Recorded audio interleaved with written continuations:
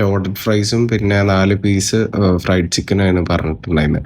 എല്ലാ വന്നപ്പോൾ നമ്മൾ ഫത്തൂൺ എന്ന് പറഞ്ഞിട്ടൊരു ഷോപ്പിൽ നിന്ന് 2 പോർഷൻ അൽഫാമും പിന്നെ ഗുബൂസും വാങ്ങിച്ചിട്ടുണ്ടായിരുന്നു. വൻ ശോകം എന്ന് വെച്ചാൽ വൻ ശോകം. മയണൈസ് ഡിപ്പ് 2 ശോകം. ആ വെജീസൊക്കെ ഏത് കാലത്തുള്ളതാണെന്ന് അറിയില്ല. ചിക്കൻ ആണെങ്കിൽ ഒരു സൈഡ് ഫുള്ള് കരിഞ്ഞിട്ട് മറ്റേ സൈഡാണെങ്കിൽ തീരെ വേവാത്ത പോലെ. കഴിച്ച് പകുതി ആയതുകൊണ്ട് അത് അതേപോലെ പകുതിയായി അതേപോലെ തന്നെ മാറ്റിച്ച്. അവളെ ചിക്കൻ പോർഷൻ അവൾ കഴിച്ചിട്ടേ ഇല്ല.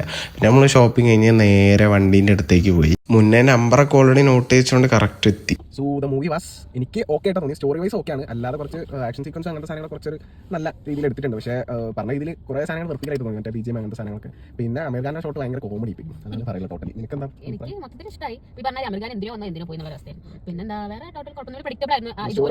അടുത്ത് എന്താണെന്നുള്ളത് നമുക്ക് മനസ്സിലാവും. ആ ഒരു ഹിന്റ് തരുന്ന രീതിയിലാണ് മൊത്തത്തിൽ. അപ്പോൾ നമുക്ക് നല്ല പരിചിതമായിട്ടുള്ള കഥ പോലെ നമുക്ക് തോന്നി. അപ്പോൾ ഓവറോൾ ഇറ്റ്സ് ഗുഡ്. എനിക്ക് വൺ ടൈം വാച്ചബിൾ ആയിട്ട് കൂലി പോയി ഓവർ ഹൈപ്പ് ആയിട്ട് അങ്ങനെ ഇറങ്ങിയോണ്ടാണ് വലിയ അത്രയും ഹൈപ്പിൽ ഇറങ്ങിയോണ്ടാണ്. അത്യാവശ്യം ക്യാരക്ടർ വൈസ് എല്ലാവരും അടിപൊളിയായിട്ടുണ്ട്. സൗബിന്റെ ക്യാരക്ടർ പറഞ്ഞാൽ നല്ല അടിപൊളിയായിട്ട് തന്നെ ചെയ്തിട്ടുള്ളത്. നല്ല ആ ഒരു സാധനം ഭയങ്കര ഡോമിനേറ്റ് നിൽക്കുന്ന രീതിയിൽ തന്നെ ചെയ്തിട്ടുണ്ട്. നമ്മൾ കൂടുതൽ അങ്ങോട്ട് അട്രാക്ഷൻ പോകും സൗബിന്റെ ഒരു ആക്ടിംഗ്.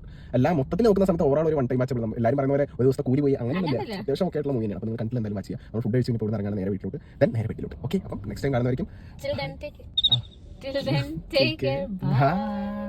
അങ്ങനെ നമ്മൾ എത്തുമ്പോഴത്തേക്ക് 12 മണി ആവാറായിട്ടുണ്ടായിരുന്നു. പിന്നെ നമ്മൾ നേരെ വീട്ടിൽ കയറി നേരെ ബെഡിൽ കയറി കിടന്നുറങ്ങി.